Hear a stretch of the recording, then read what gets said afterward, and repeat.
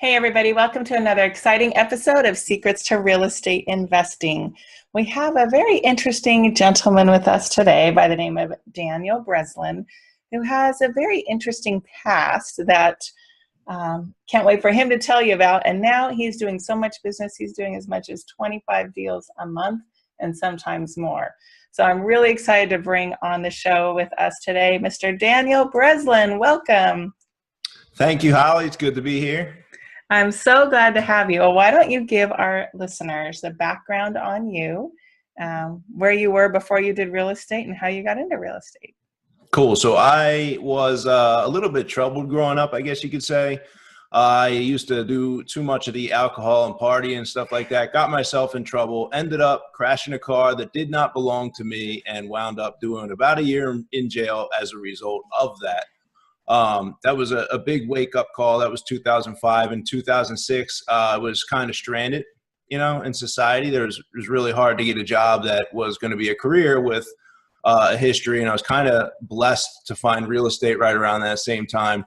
That was in the Philadelphia market, 2006. My daughter, when I was away for that year, moved to Chicago with her mom, so I came home, and my 3-4-year-old daughter was no longer living in Pennsylvania, so it was like weekend visits out to Chicago when we could afford them.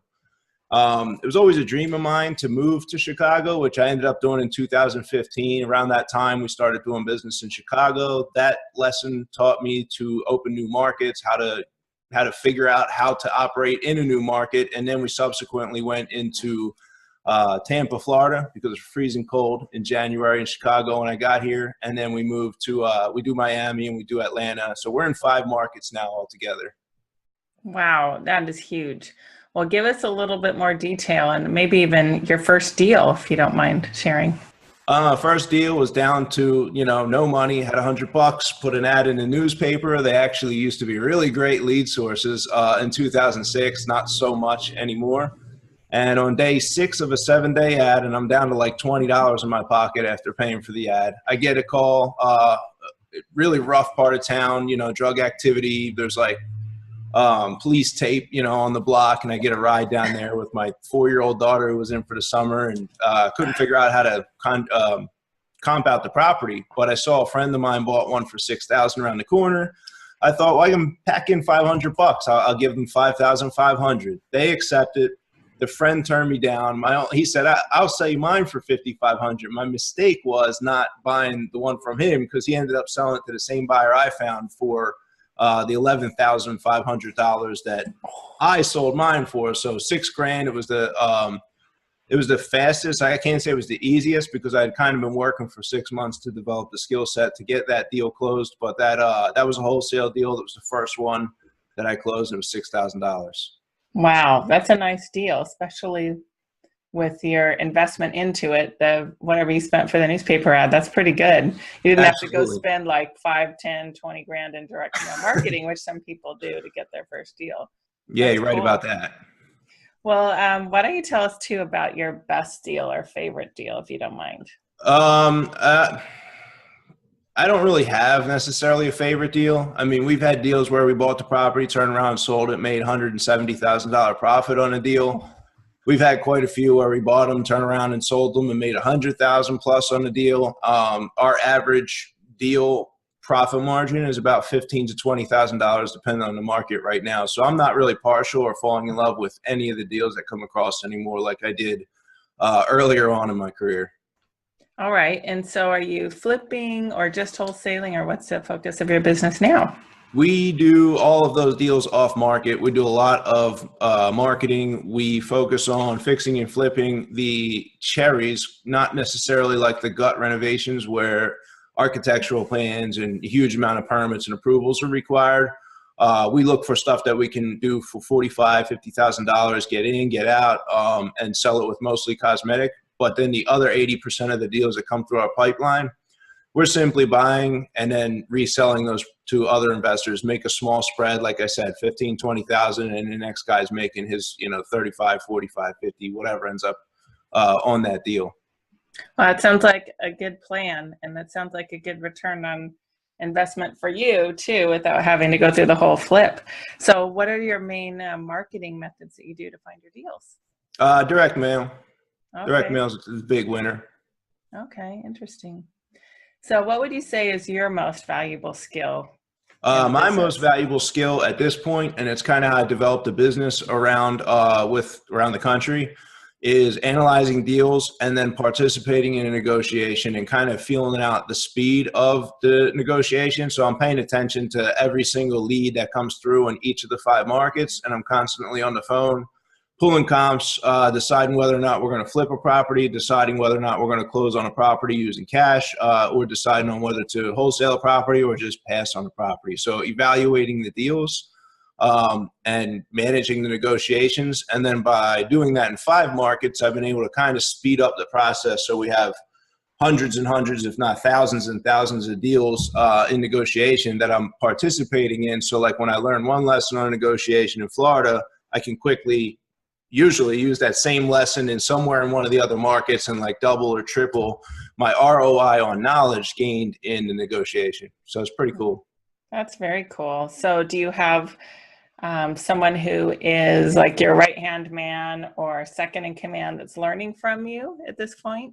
I'd say there's like 5, and then through each of those will be my vice presidents for each market. Each of those vice presidents run and manage a lot of the rehabs, negotiations, contract signing, going to settlement, managing the money, paying contractors, things of that nature. And then we have acquisition managers who work with each of those vice presidents in those specific markets. So each team's generally 4 to 5 people, I'd say, with our assistant who's doing the title work and getting the deals to settlement in each market.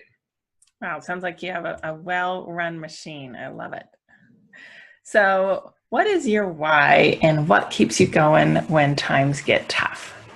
I had this time, the market was down in 2009, and I came to visit my daughter in Chicago, and I was down, on my money because I was, up and down with the real estate market at the time. And I remember we watched the movie Up, and the dad in the movie's not really there in the movie. And we were doing this there's like a scene at the end of the movie, and the old man and the kid are sitting on the steps and they're like eating ice cream or something.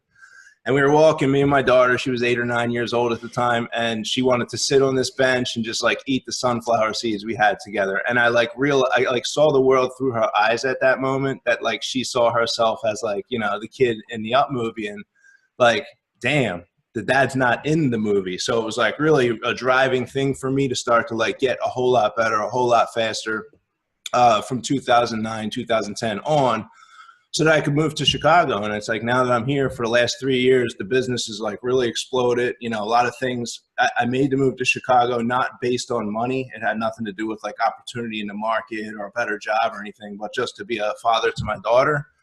And by doing that, it was like all these other things came, and these other markets and the right people. So it was like the growth came as a result of making the right decision for her. That's neat. So how old is your daughter now?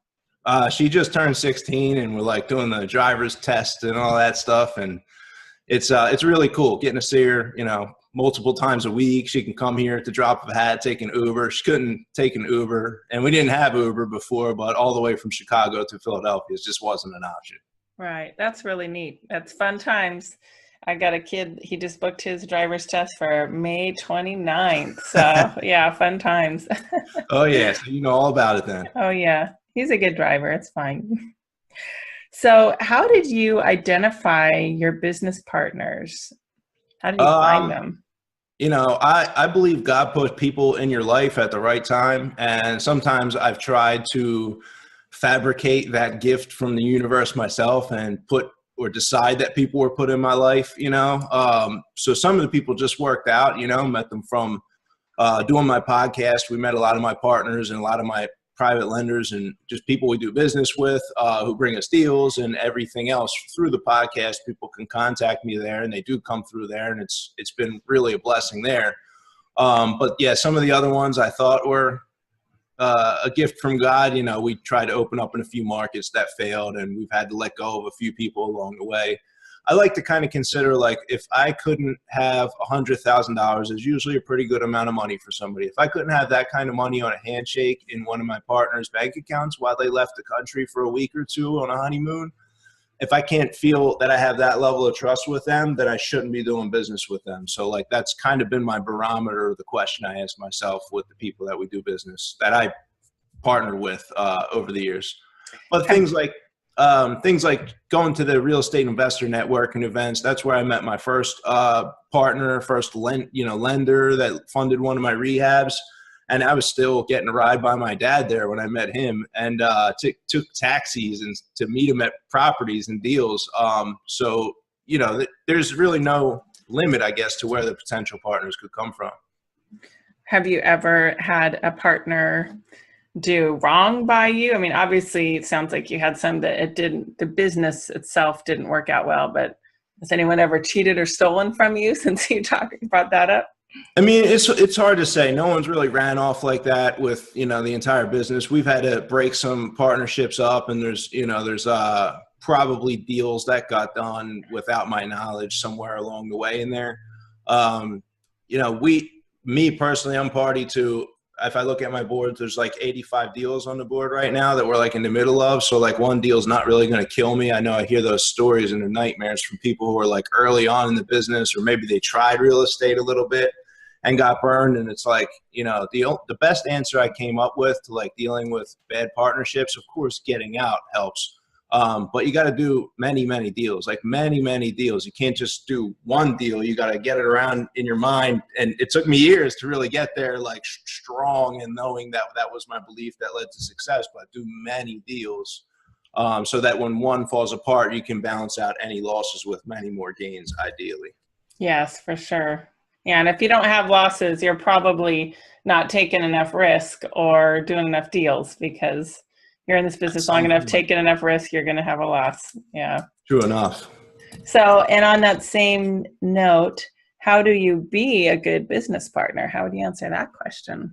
I would say to be proactive, try not to ever pass the buck.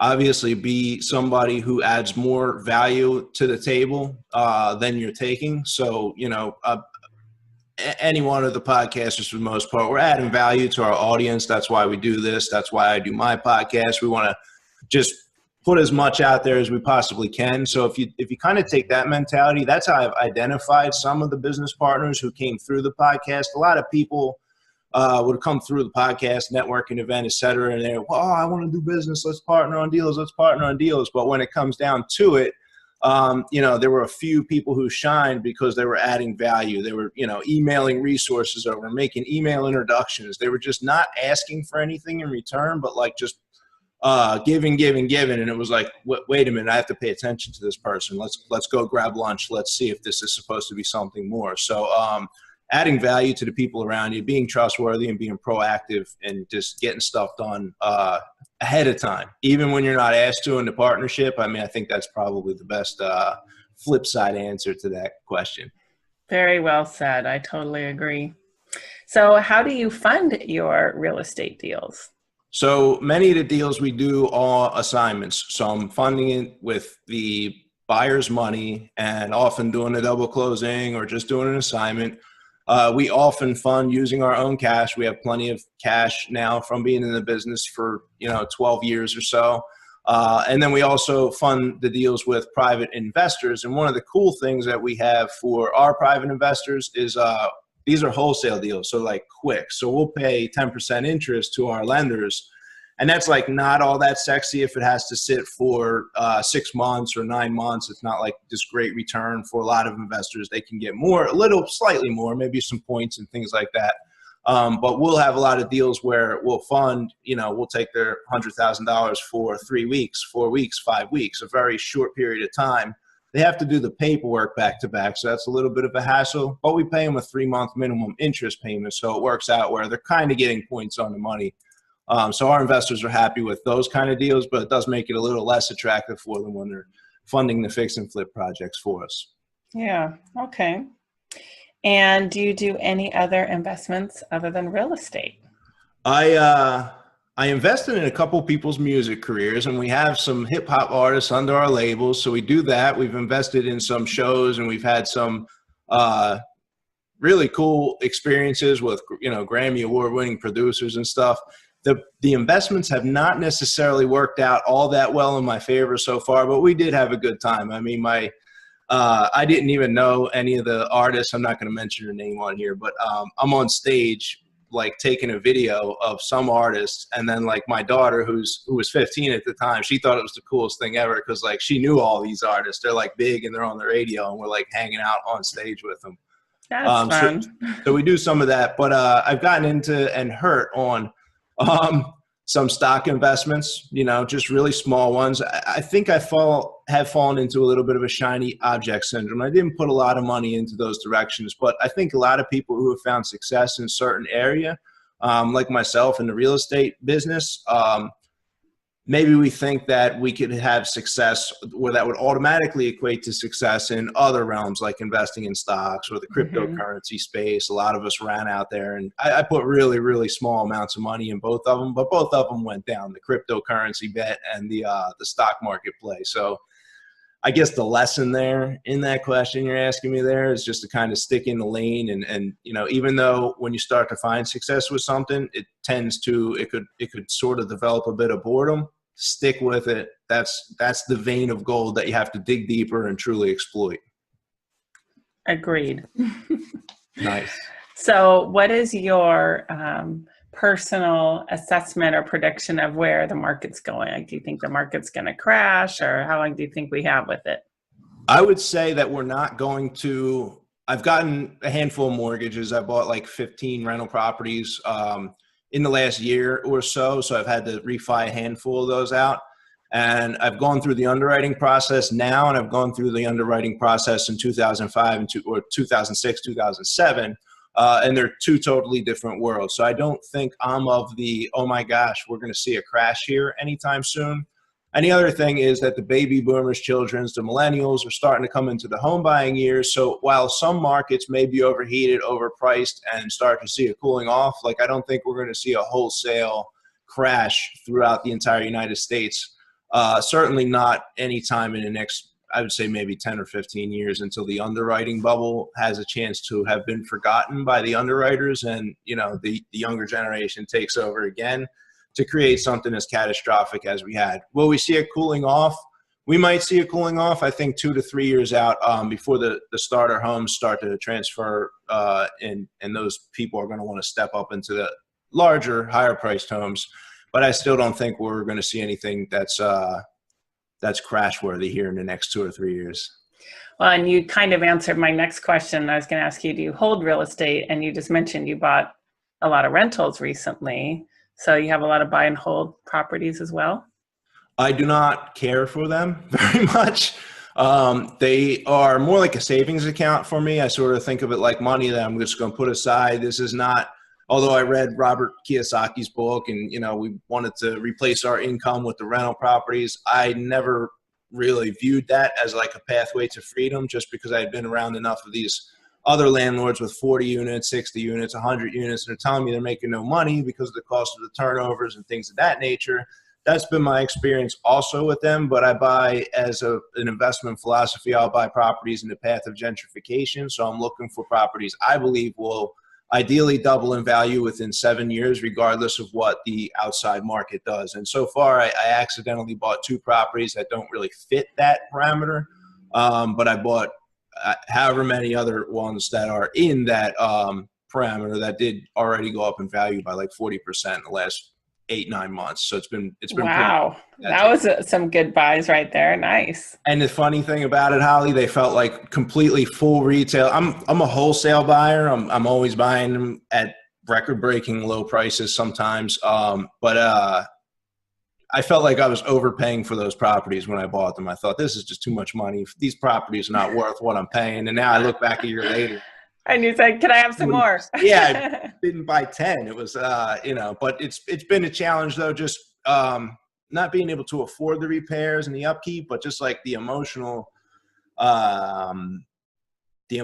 like problem weight, if you will, of checking the statements and the tenants are paying late, and now we're going to have to evict them, and we had some issues with the property manager. So it's been not the greatest experience overall, other than the value of the properties going up.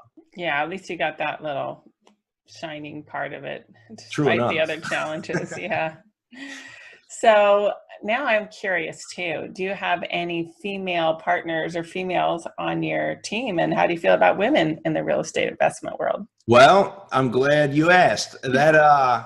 I feel we don't have women doing the acquisitions on anything. We have a lot of women who are working, in our office staff and dealing with the sellers kind of face to face.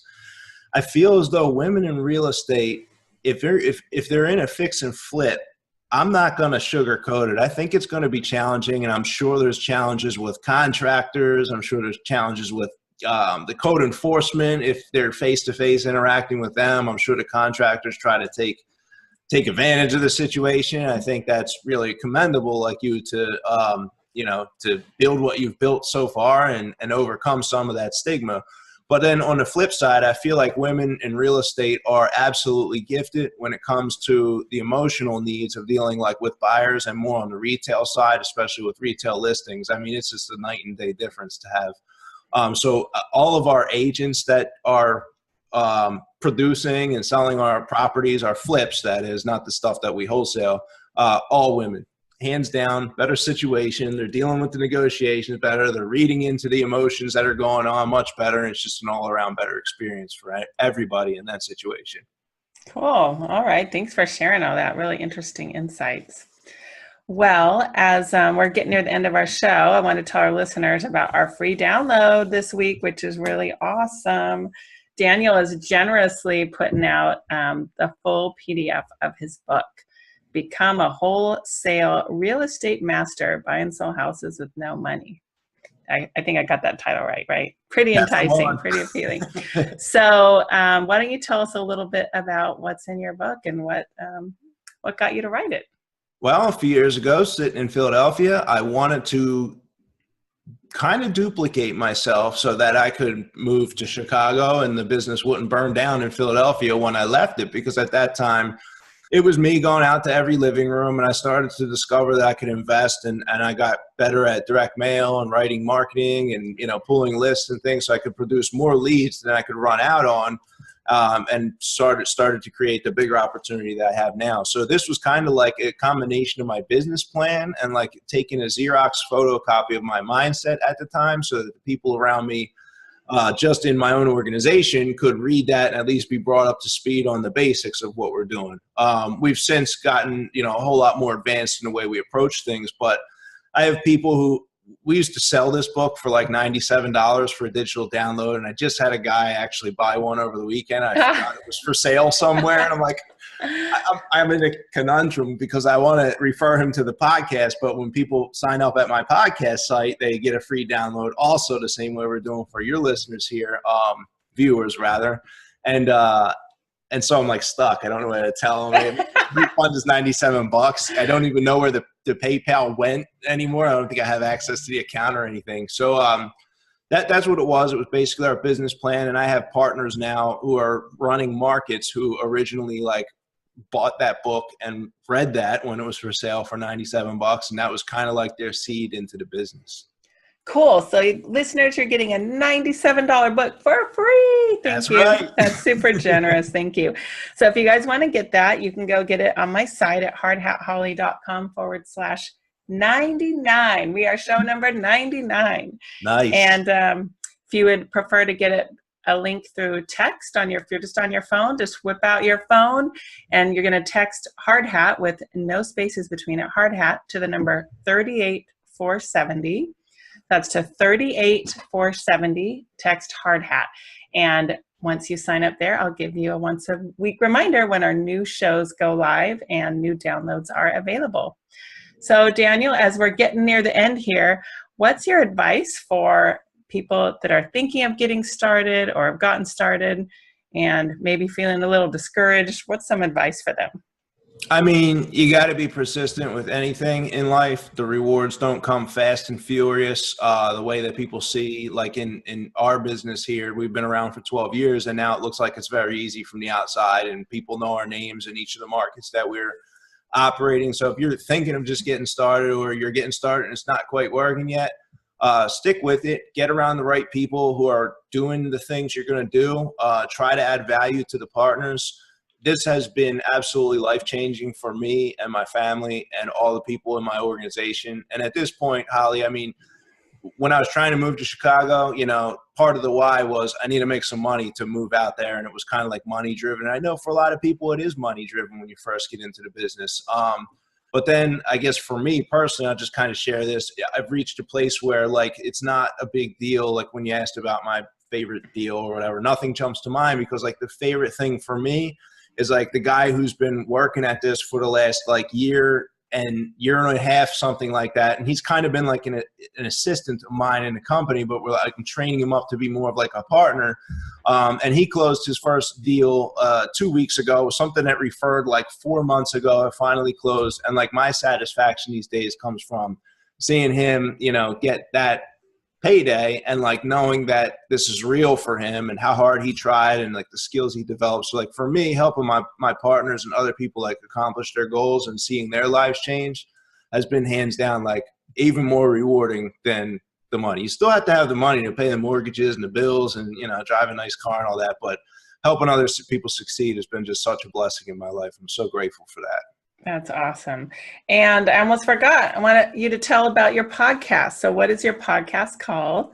Cool. Appreciate that. I am the host of the REI Diamond Show, the Real Estate Investment Jewels of Wisdom. I am strictly value add there. I don't do any coaching. I don't do any, you know, seminars or anything like that, even though the audience sometimes is sending me the emails begging me to do so. I, like yourself, just love getting, you know, the experts from around the country on. We do ours are strictly audio, so we're on like the podcasting sites and things of that nature. But we just have a discussion, just like we did here today, for 45 minutes or so.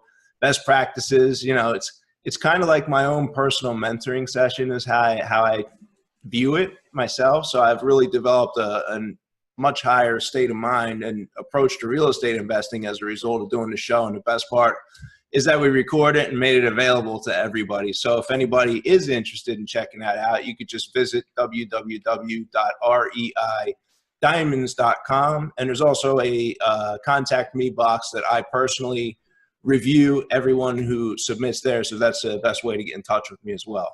Awesome. Well, you answered my next question. So yeah, listeners, go check out REI Diamonds. I'm sure it's on whatever podcast player you're listening to, iTunes or whatever. Go check out his podcast and get the jewels of wisdom. Love that. Jewels of wisdom. All right. Well, with that, thank you so much for your time today and sharing your personal experience with your business and being such an inspiration, encouragement to everyone else. So thank you so much, Daniel. Absolutely. I really appreciate you having me on the show. It's been a wonderful time, Holly. All right. Get out there and take some action, guys. Be persistent and Hey there, thanks for watching the video. Make sure you like it and click subscribe to get notified of more videos. And you can go to hardhatholly.com for a free download on secrets to finding great deals.